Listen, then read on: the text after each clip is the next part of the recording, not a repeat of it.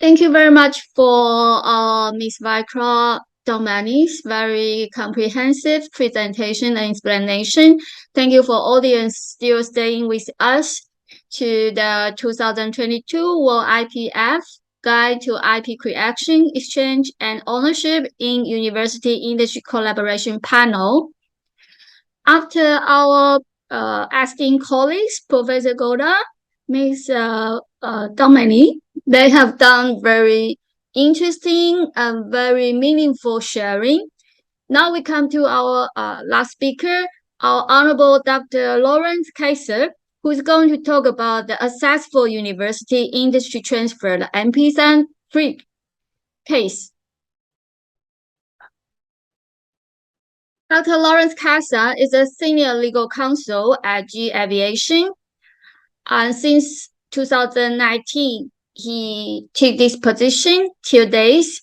He has been division director for R&D contract and IPR at Kaiser, here heading to the department R&D contract, patent and licensing, public sponsoring, and corporate legal governance, rendering centralized service for all Fraunhofer institutions, where he retired from 2018.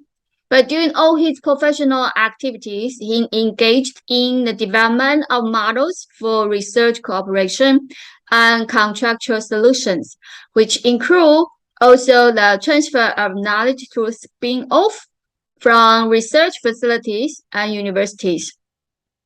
Dr. Kaiser is performing advanced training course and engaged in German and international expert group for R&D cooperation and IP management.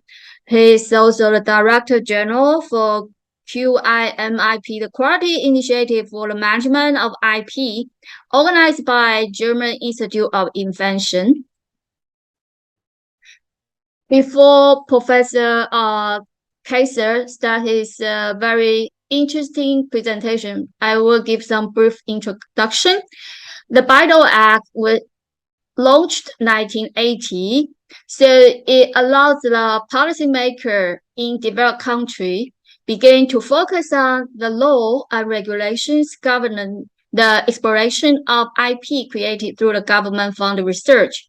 So the first and most commonly quoted example is USA that allows American universities to claim ownership of IP developed from federal-funded research and retain the royalties, and allow university to grant license, including exclusive licenses, allow university to claim ownership of the IP developed from federal-funded research and retain the royalty. Since then, there are many products developed from university-based research, as you may see, I list a little bit. From Kansas University, the nanomaterial to neutralize contaminants and chemical warfare agents that have been licensed to Nanoscale Material Institute. At University of North Carolina, they invented a software program incorporating a 3D microscope for students to experience microscopy in the classroom from home, and it's licensed to Science Learning Resource Incorporation. And Boston University, that developed an optical device, numerical aperture increasing lens, to produce high-resolution image of warfare security. And the Agitech take a license to sonar technology to locate buried underwater mine. It was developed by Florida Atlantic University. And Purdue University developed a miniature mass spectrometer, portable to identifying chemical warfare agent, explosive, and toxic industry chemicals. It's licensing to the Griffin Analytic Technology. University of Texas developed wire enzyme technology, which allow diabetes patients to measure blood glucose with a much smaller sample than required by existing method. An elegant cell restasis is an immune suppressant and decreases TL dot inflammation, and indicated for dry eyes is based on the technology license from University of Georgia. You can also observed in these slides, there are so many companies. They sprung from Stanford. Just name a few: the Netflix, Nike, Rambus, Orbis. There are many. Yahoo. Okay, you can see Yahoo is here. Gap, Google, eBay. And you also can see in this slide the inventions license from Stanford, for example, the digital sound synthesis, the disease management system for HIV and AIDS, BSL, email securities, functional antibody to treat diseases, genome sequencing, Google, personalized medicine, recombinant drug productions. There are just a few, but however, there are many obstacles, the barrier have been observed when collaboration with industry. For example, the short-term orientation of industry research, lengthy contract process within university, inadequate recognition and incentive, long-term orientation of academic research, lack of government funding to incentive university, conflict over IP rights, high-cost academic research, slow speed of academic research, industry restriction on publication and data sharing, divergent area of research in industry and academia, difficulty finding companies with appropriate profile, or mutual lack of understanding about expectations, limit business development and technology, and absence of established university procedure, or perceived conflict of interest from university and basic science orientation of academic research, ethical issues related to receiving industry fund, etc. Therefore, the principle for university and industry. Therefore, we suggest that inventor, if the university does not proceed to patent invention, the inventor should request the right to patent transfer to themselves, and university may retain a non-exclusive right to use the IP for education and research purpose, and perhaps a right to percentage of revenue. And if the invention was made without significant use of the university resource, then the inventor could claim ownership. Regarding the elements of IP policy management, create a department or office such as a technical transfer office or technology licensing office are necessary to be in charge of managing the university IP assets and responsible for protection and commercialization development of invention and creation. Regarding the responsibility of a technical transfer office or technical licensing office, we will prefer they could processing and safeguarding relevant IP rights and IP agreements, determine the patentability, and manage invention disclosure, undertaking patent search and completion application for patents, evaluating the commercial potential of an invention, obtaining appropriate patent protection, and locating suitable commercial development partners, negotiating and managing licensing for the inventor and university. And regarding the invention disclosure, the disclosure is the first sign that an invention has been made, and it's given a formal description of an invention that is confidentially made by inventor to his or her employee. It provides information about the inventors, what was invented, and the circumstances lead to the invention, and facts concerning sequence activity. It provides the basis for determining patentability and technology information drifting a patent application. And the principles for university industry regarding the identity commercially valuable invention. We have to protect them, the asset, the patentability, prepare and make the patent application. Definitely have to reward employee who create such invention and dedicated to commercialization. So locate commercial partners and negotiate licensing agreement are essential. For the income distribution, the gross income, licensing fee, royalties, milestone payment, etc., net income, gross income less university expense for filing patent, negotiates licensing agreement, etc. For distribution of the revenue, generally the inventor share and that of the university as total net revenue. Many universities gain an average 35% income to the inventor. If the invention finally mature enough start up or spin off, the commercialization of research can also take place, and other than through licensing to another company, although the role of a spin-off company that will commercialize the invention. So a spin-off company is one of the established by members of university staff to exploit IP that belong to the university. For example, university will transfer the relevant IP free of royalty to the spin-off and will seek a majority shareholding in the company. An incubator have been used to assist the development of spin-off. So for incubators, that university incubators are designed to help start up company. They will provide flexible space and lease many times at very low rate. So the fee based on the business support services such as telephone answering, bookkeeping, secretarial, fax, copy machines, etc., libraries, meeting rooms, and good rate for health, life, the insurance plan, business and technical assistance, either on-site or through a community referral system, assistance in obtaining funding, network with other entrepreneurs. The primary goal of a university incubator is to produce successful businesses that are able to operate independently and financially viable. But however, there are questions to be considered. Is the mission of the university being compromised by commercial interests?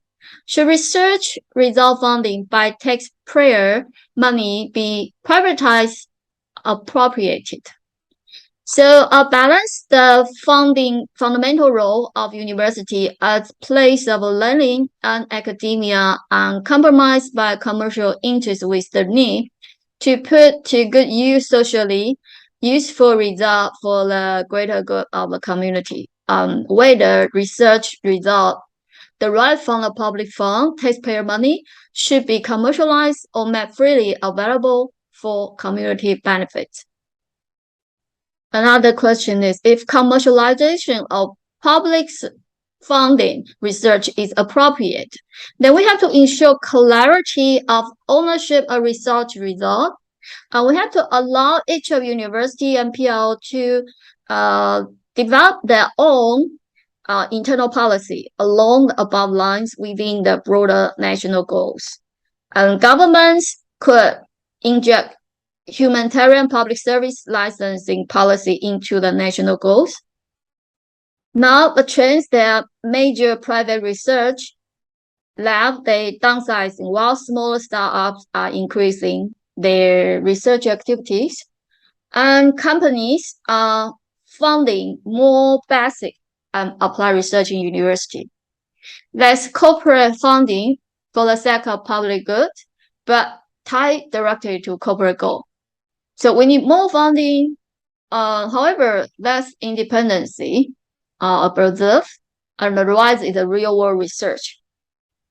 So now I pass the floor to our dear colleague, Dr. Lorenz Kaiser.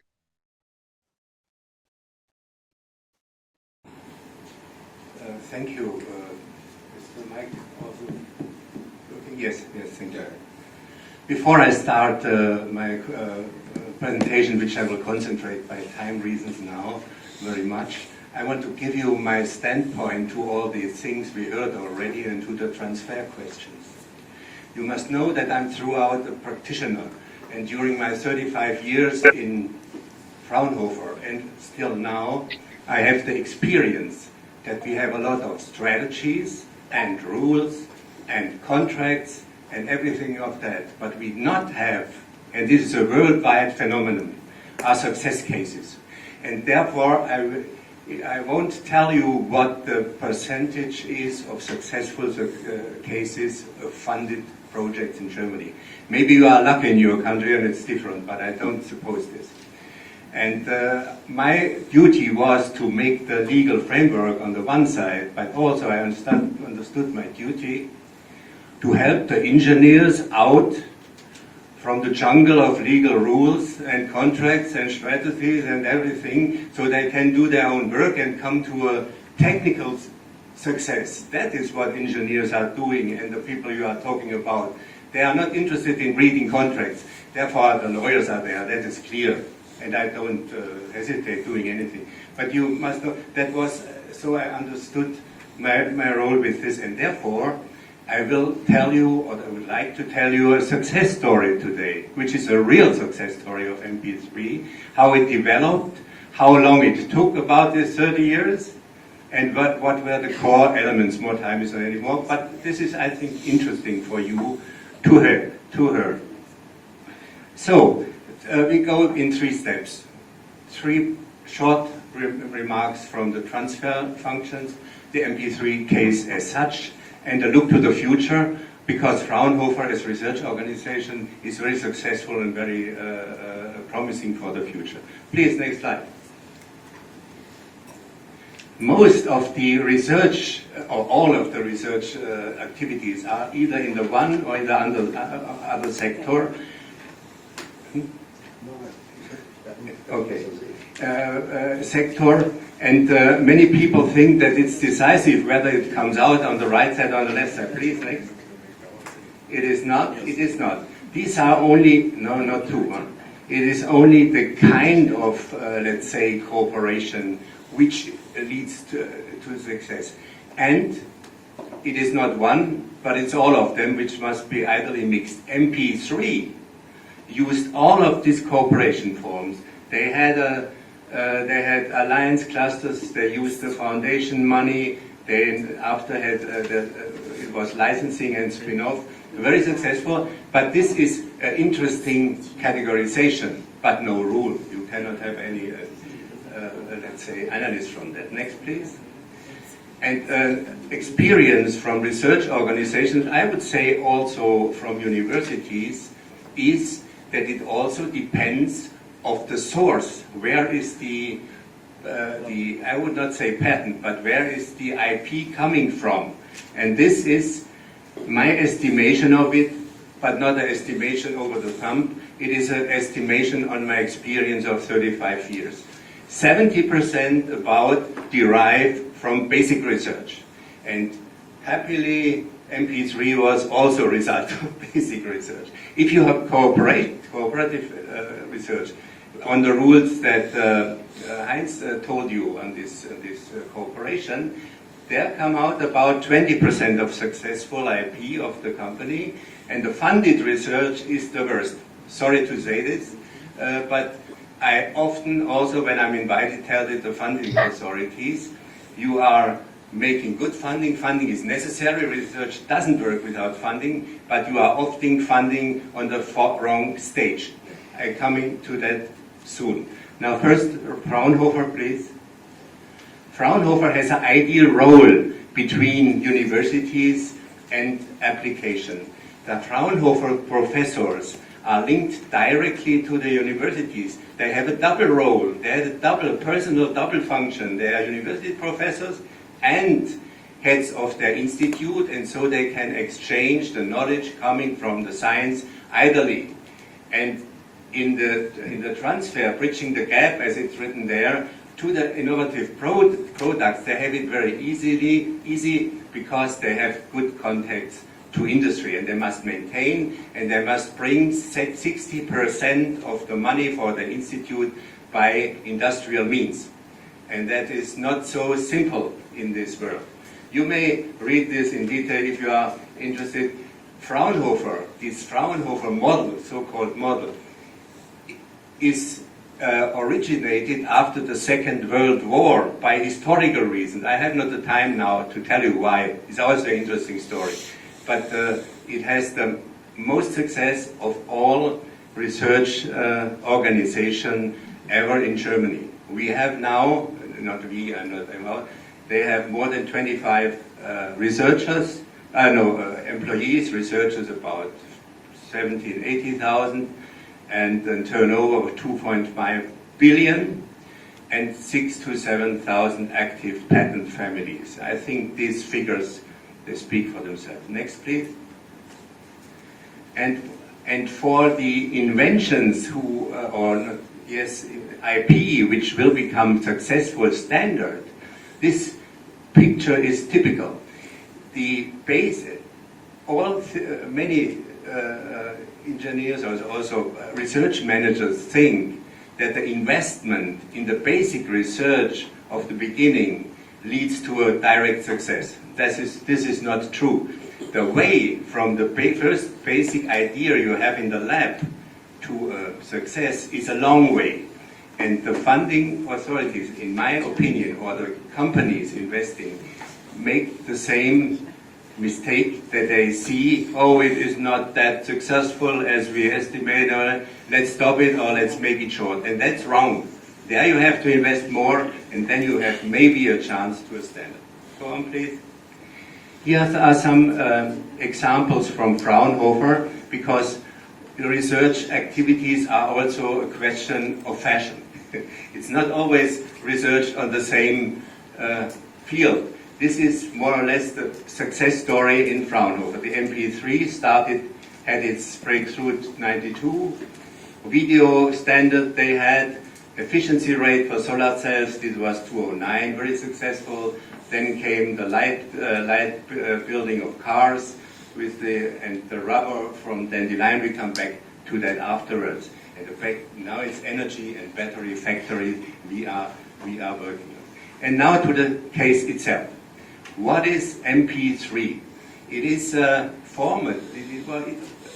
In the beginning, it was not more than the idea to compress audio data to have less, let's say, digital sum to transmit anywhere.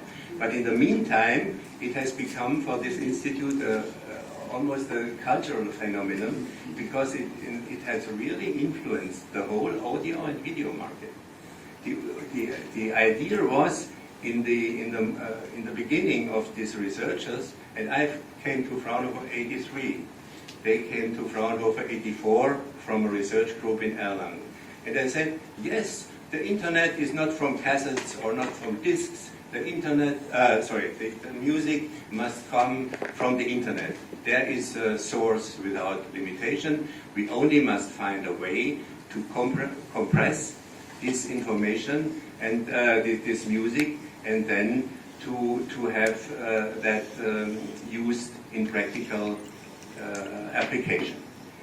You know, this MP3 needs on storage data about 10% of the usual, let's say, storage dimension.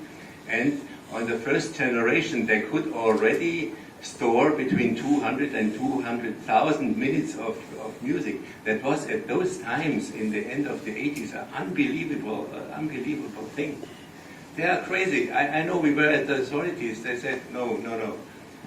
Our music is coming via cable, and not this. This is something of the future you can dream of. But they did. They finished their dream, and that's a good thing of it. Go on, please. These are the inventors of MP3. This is first is